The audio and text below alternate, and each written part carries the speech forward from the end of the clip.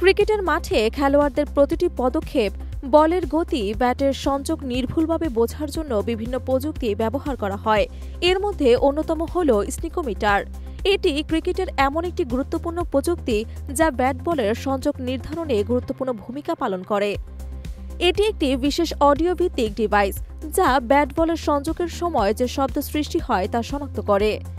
এটি মূলত বোলারের করা ডেলিভারি ব্যাটসম্যানের ব্যাটে লেগেছে কিনা তা নির্ধারণ করতে সাহায্য করে।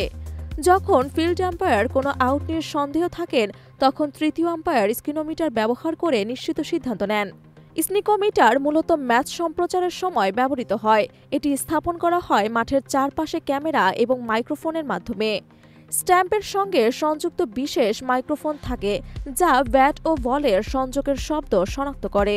স্নিকোমিটার সরাসরি সম্প্রচারের জন্য ব্যবহার করা হয় এবং এটি ম্যাচের ধারাভাষ্যকার ও তৃতীয় আম্পায়ারদের মনিটরে প্রদর্শিত হয়। স্নিকোমিটার শব্দের পরিবর্তন শনাক্ত করতে মাইক্রোফোন ও স্পেকট্রোগ্রাফ ব্যবহার করে। যখন ব্যাট ও বলের সংযোগ হয় তখন একটি আলাদা স্পাইক দেখা যায়। এই স্পাইক দেখে তৃতীয় আম্পায়ার সিদ্ধান্ত নেন। স্নিকোমিটার ক্রিকেটে বিশেষত ক্যাচ আউট, এলবিডব্লিউ, স্টাম্পিং এবং স্লিপে নেওয়া ক্যাচ নিয়ে বিভ্রান্তি দূর করতে সাহায্য করে। স্নিকোমিটার প্রযুক্তি প্রথম তৈরি করেছিলেন অ্যালান প্লাস। তিনি একজন ব্রিটিশ সাউন্ড ইঞ্জিনিয়ার। বর্তমানে এই প্রযুক্তির স্বত্বাধিকারী প্রতিষ্ঠান হল চ্যানেল 4 টেলিভিশন কর্পোরেশন। তবে এই প্রযুক্তি ব্যবহারের জন্য বিভিন্ন ক্রিকেট বোর্ড এবং সম্প্রচার সংস্থাগুলো লাইসেন্স নিয়ে থাকে। ক্রিকেটে স্নিকোমিটার প্রযুক্তি একটি গেম চেঞ্জার হিসেবে কাজ করেছে। এটি খেলা নিরপেক্ষতা বজায় রাখতে সাহায্য করে এবং বিতর্কিত আউটের ক্ষেত্রে সঠিক সিদ্ধান্ত নিশ্চিত করে।